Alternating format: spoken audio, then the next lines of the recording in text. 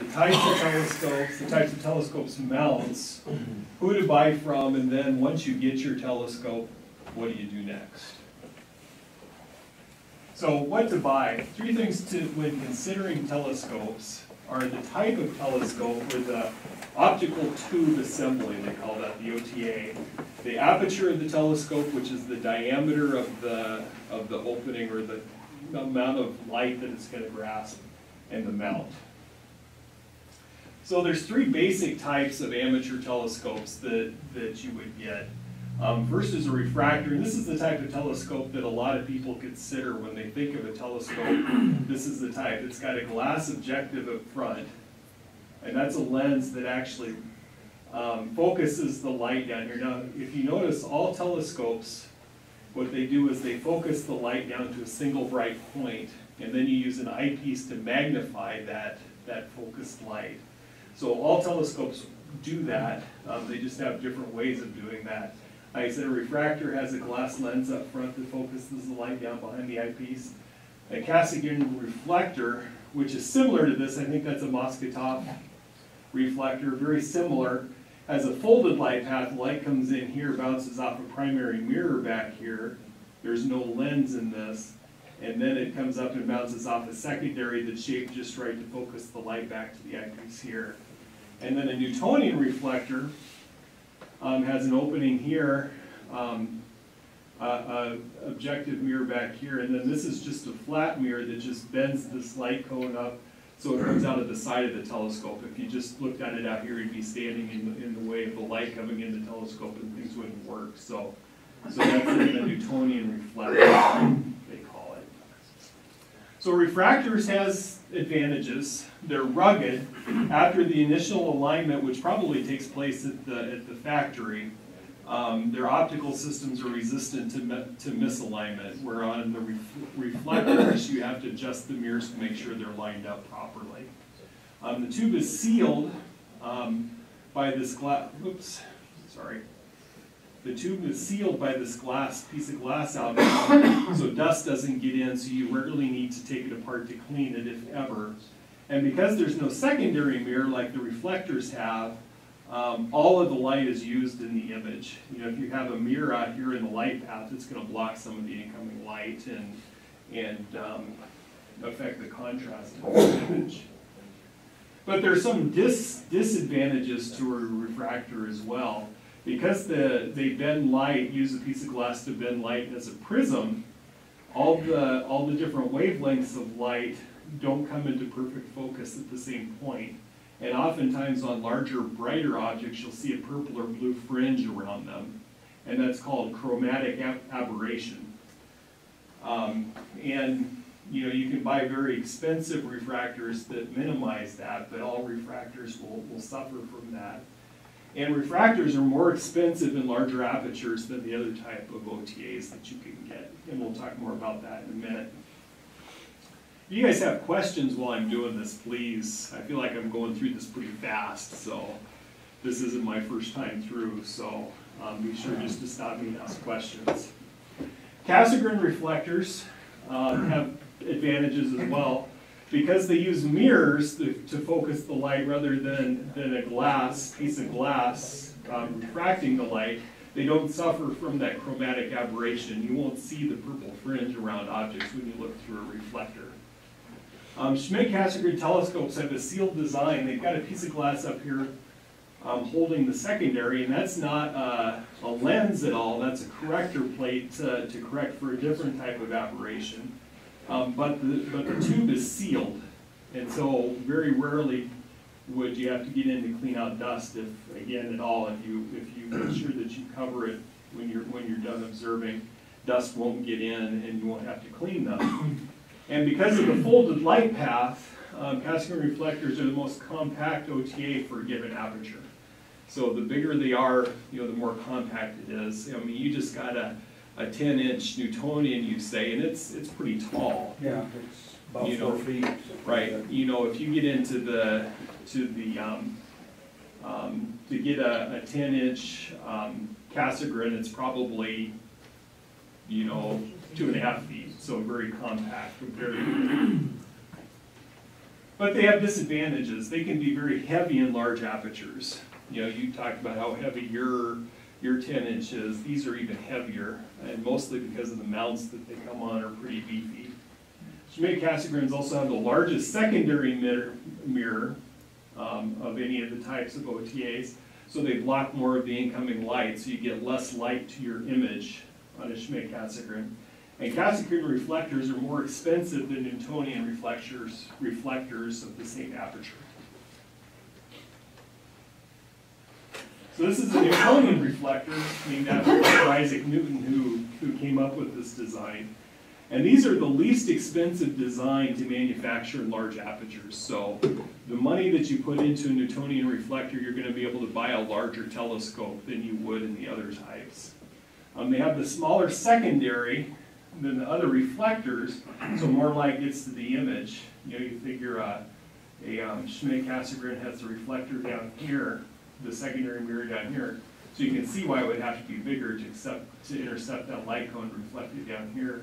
Because the Newtonian has it out more toward the front of the telescope, it can be smaller and block less light.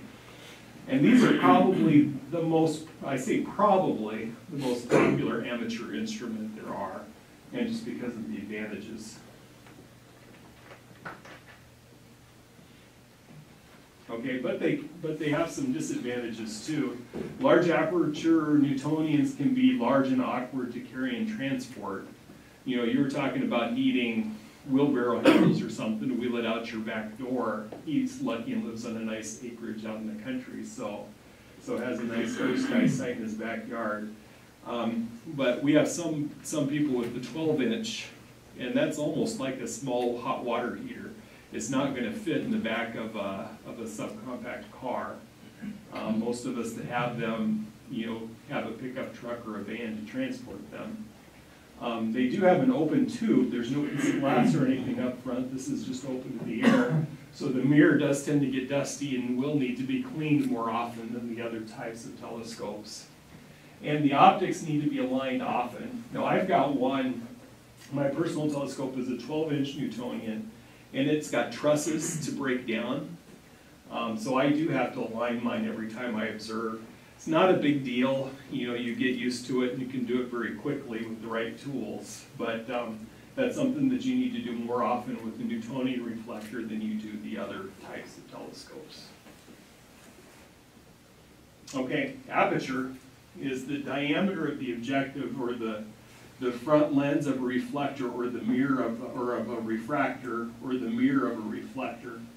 And the larger the aperture, the more light reaches the focus and results in a brighter image, and you'll be able to see more of the details of the objects that you look at.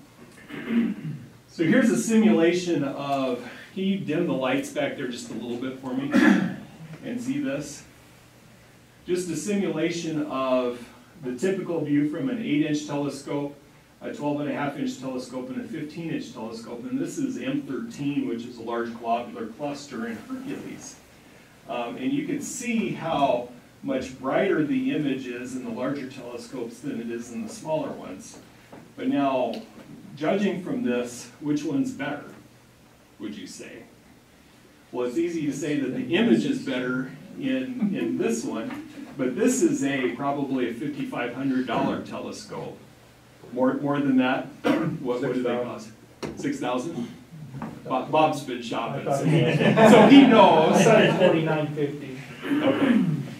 Where this one is a $400 telescope, $300 or $400 telescope to look at, and you figure the size. This one's probably going to weigh, just the mirror box probably weighs 80 to 90 pounds on this one. This one you could pick up and carry the whole telescope in your arms very easily.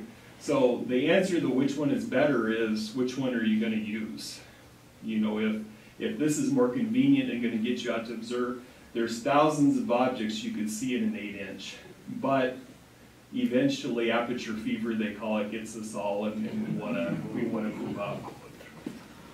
So what about magnification? Best advice I could give you with magnification is avoid small telescopes that advertise extremely high magnification. You'll see them in department stores that say they'll magnify 400, 650 times. You almost never, ever, ever, even in the larger telescopes, go up that high. I mean, my sweet spot is... Unless you're Dave Nicely. Sometimes you do. Dave's got a nice 14-inch telescope. I observe over a lake. Yeah. You know, but Dave doesn't have a department store telescope either. So, and really, Dave, realistically, what's your sweet spot as far as I generally do it in power per inch. Mm-hmm. Generally, the maximum that gives me the most is about anywhere from 30 to 40 power per inch of aperture. Mm-hmm. That seems to be the place where you just get the most at high power. Right. High power. I have gone as high as 90 to 100 power per inch, but most of my observing is well under that. Yeah, most of it. What do you do most of your observing at? I mean, I say between 70 and 120. Oh, I suppose it's between 52 and about, oh, let's see, about 360. So I got a pretty wide range that I Right. can things in. Right. You know, but That's with a 14-inch telescope. with the 14-inch Yeah. telescope. You know, so And good magnification, And good eyepieces. and good eyepieces, exactly. And good night. Yeah. You know, if Over the a night Over a has, lake. yeah, if the night isn't steady at all, you're just gonna magnify the variations in the atmosphere as well, and you're gonna lose your thing. But magnification is not the most important thing to consider when buying a telescope. Yes? Well, the higher magnification you use, it'll degrade the image, Yes. so it Because won't be it's as the- clear. Right, it's the same amount of light that you're magnifying, so you just think, you know, when it's a smaller magnification, the image is just gonna be brighter and more compact, and what's the word I want, I don't want to use focused, but because they're all focused. But you're just gonna spread that light out over more in the higher magnification, you're gonna lose detail. And you put in more glass as well, thicker Mhm. glass to get the magnification. Yes. It's the inverse square, so if you double Just the look power, at, you get look at the 1/4. best recommendation I can give is do not exceed 50 power per inch Yeah. of aperture. If you got a 3-inch telescope, that's 150 power. Mhm. Stay under that, you'll be fine. You know, but like I say, going back through my logs, between 70 and 120 is really my sweet spot. I rarely go lower than that, and I rarely go higher than that. Does the focal length have quite a bit to do with the amount of magnification you can use? Yeah, the longer the focal length of the telescope, the more magnification you're gonna get from a given eyepiece. Okay, because you take to calculate magnification, take the focal length of your telescope and divide it by the focal length of the eyepiece. But that just ends up making you use a different set of eyepieces than a Right. person who's got it. Longer Right. focal length doesn't equate to better resolution or higher No. magnification. You're just using a different eyepiece. On my observing report, I had the images of M31 and M2. Mhm. M31, the sketch I made was 30 power, 30 power? and M2 was with 150 power, so kind of gives you a Okay. range, so, So, yeah. so, but you don't need very high magnification very often. You just won't use it. Okay, OTA impact on price. These are all 10-inch telescopes. You have a 10-inch Newtonian reflector, just the OTA, $500. Okay, I don't know what you paid for your Zoomo, but it's probably right Same in. thing. Yeah. 10-inch Meade Schmidt Cassegrain, just the OTA, it doesn't include this mount, $1,900. Okay, and then just to throw it in there, I couldn't find an amateur level refractor, but a 10-inch Alfred Deconis achromatic OTA, $32,000. Now, which one would I recommend that you buy?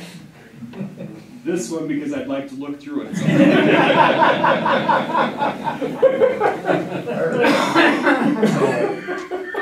You know, but you're gonna have a nice observatory in a mount like that if you buy an instrument like that. You know, and the views between these three are gonna be very similar, to be honest. So they have the same amount of light grasp.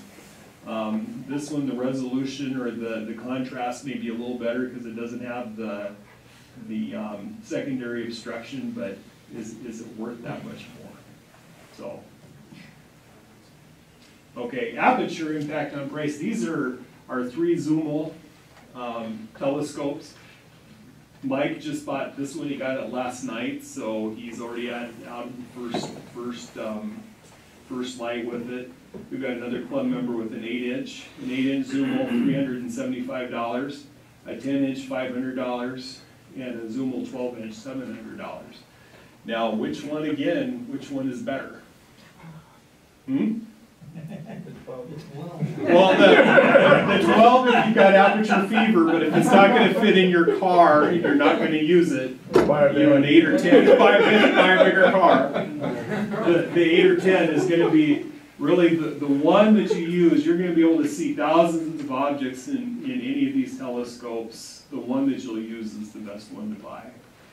But notice when you're looking at this, the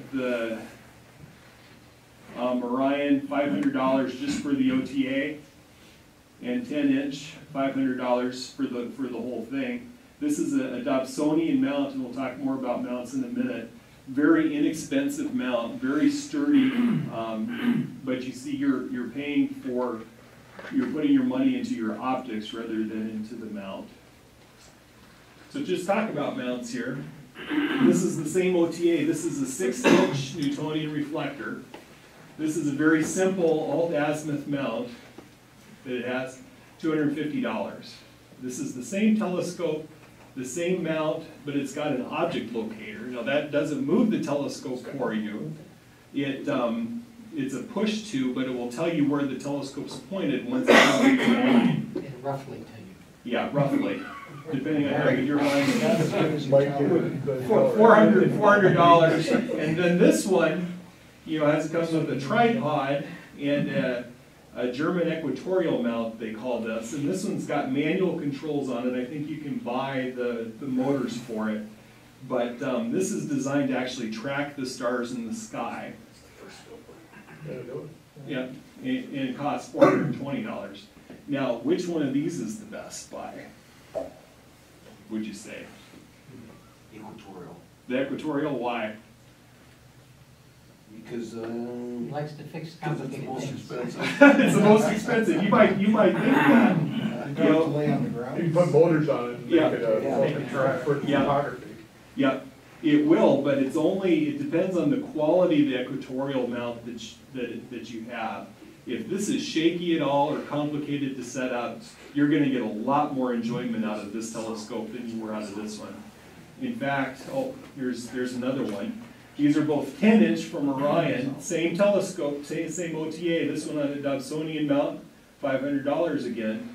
This one on a beefier, this is a lot stronger German equatorial mount than the last one, and it's got GoTo on it, but it costs $1,900. So you can do that. Now this is another piece of advice. Avoid inexpensive department store mounts. This is probably a 4-inch Newtonian. The telescope itself is probably very good, but it's on a very, very weak German equatorial mount. It's an EQ1. EQ1. Yeah. Yeah. And this was just the comment out in the advertisement I found for this. It says this product is difficult to set up and hard to operate unless you are a professional. It's hard to operate even if you were a professional. It just is not made well. I bought this product for my 10-year-old daughter who wanted to look at the stars. Unfortunately, I set it up, we were never able to use it. I returned it the next day. Don't waste your money on this product. Now, the telescope itself is probably very good, but it's the mount that caused them all the problem. So avoid the inexpensive German equatorial mounts. You're much better off getting a Dobsonian mount like that, much more sturdy. There's nothing to line up. You just put it down on the ground and move it wherever you want. You're much better off with that mount than getting one that's difficult to use. So there are many telescope manufacturers out there. Here's some of the most popular. You got Orion, Celestron, Meade. This is a Skywatcher, and this is probably a 10 or 12-inch. It's a Newtonian reflector, but it's got these rods on there, and it will actually slide up and down on those rods to make it more compact and make it easier to transport. Have they made And that? zoom out. There were some problems with them It's collapsing. still got problems. Yeah, it still has problems. and where to buy from. Unfortunately, we don't have any good telescope stores here in Lincoln. So you're probably gonna have to shop online, which is fine to do. You've got Orion Telescopes and Binoculars at telescope.com. No plural, it's just telescope.com. Astronomics out of Norman, Oklahoma is a very good supplier for astronomical equipment.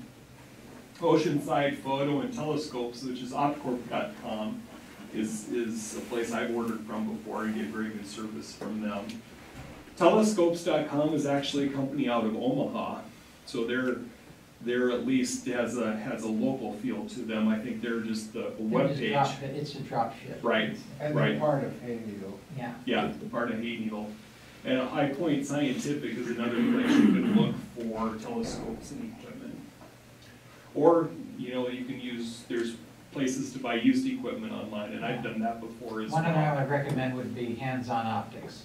Mhm. Gary Hand is Oh. very good. Yeah, He'll talk your ear off if you call him on the phone. okay. So there are a lot of places to do it. Cloudy nights is a good place. They've got good classifieds, so to buy used stuff. But just some final advice for you, before you buy a telescope, attend one of our star parties that we have people at, so you can look through some telescopes and get a better feel for how they operate. You know, you'll get to, we're good at lending each other eyepieces, so you get an idea of what eyepieces work good in telescopes, so please do that. We're always willing to help. Our website, do you have something?